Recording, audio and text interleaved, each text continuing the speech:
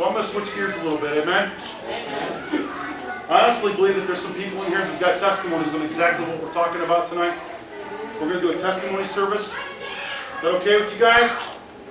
Anybody have a testimony they would like to give tonight?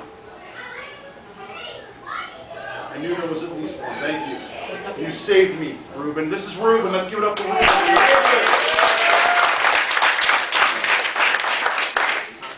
My name is Reuben. I'm an alcoholic addict. And I spent 33 years in the bottle and 33 years on heroin. And when I gave it up to Jesus, He saved my soul. And I'm very grateful for that. He's done more in my life in 108 days than I could ever do it with it in another lifetime. That's all I have.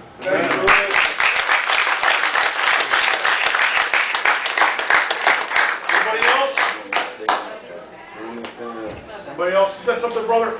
Yeah. I knew you did. I'm not good at impromptu speeches. Neither am I, according to I'm one of tonight's them message, quiet brother. dudes that don't say too much, you know, but truthfully, for 50 years, man, I've been a criminal, an alcoholic, a drug addict, a womanizer. Pretty much you name it, I've done it. For about the last 20 years of my life, I was heavily addicted to drugs.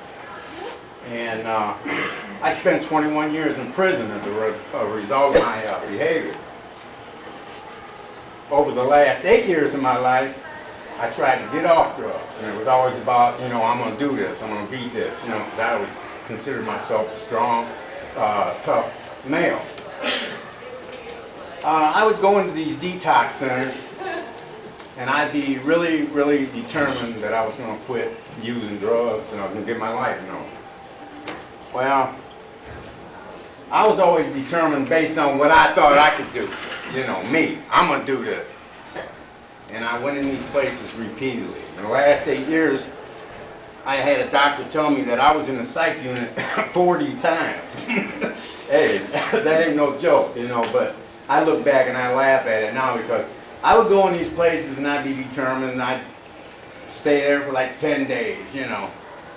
And I'd be determined all the way till I got outside that door, man. And my sobriety would be measured in hours. I'd be high that day, you know.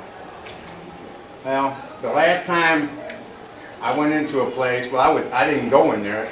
They dragged me in there. You know, I went in this place and people been telling, you know, when you got crazy people telling you you're crazy, you should take heed. You know? But they're telling me this, you know, and somebody say, why don't you pray about it, man? And I'm like, well, you know what? I have tried almost everything else, so I'll give it a shot, you know. So I prayed on it. And you know what? The next day, I was sober. I prayed on it the next day, and I remained sober. And over a period of time, a relatively short amount of time, man, I started feeling like, you know what, there might be something to this. You know what I'm saying? Tried everything else, man. And that was like on the 18th, what is today? I got 30 months right now of being clean and sober. God's hands, I would, no doubt, either be in the penitentiary, I'll be out there high, or I'll be dead. Simple fact of the matter was, I gave it up to God. That took all the fight out of my hands. I didn't have to try to fight that drug and the alcohol and, you know, all that stuff that I was doing. And God took that from me, man. And now, when I see people that used to know me, you know, 2.5, 3 years ago, they look at me like, man, what happened to you, dude? And then when they find out I'm in school and all that, they're like, man, that's madness. And it's not, you know. It was madness what I was doing before, you know. So God, you know, sometimes I have to stop and consider myself. Am I saying what I'm saying? Because 3 years ago, I would have said, man, this crazy Jesus freak dude. You know?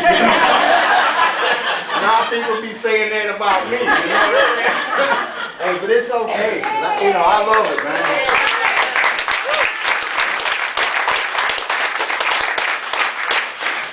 Maybe you should have preached the whole message tonight. You guys, honestly, God is good. One thing I'm preaching about tonight is I want to get this through to you guys. You got to decide in your minds that you're not going to go through the things that you once did, whatever that is.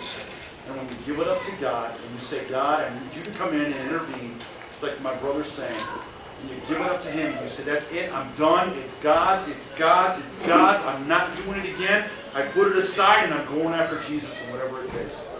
It works. It works. Amen. Amen. Hey, can I say one more thing? You got it, brother. You know, my kids used to look at me like, man, you know, and I purposely avoided my children because I didn't want them seeing me like that, you know what I'm saying?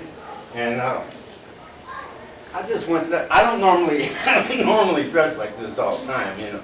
In fact, my kids said, man, Dad, you look like a gangster. I'm like, oh. But I just, when she picked me up in the hospital, man, I just went and seen my grandchild born. Man, you know what? I had to wear sunglasses. I still got some old characteristics.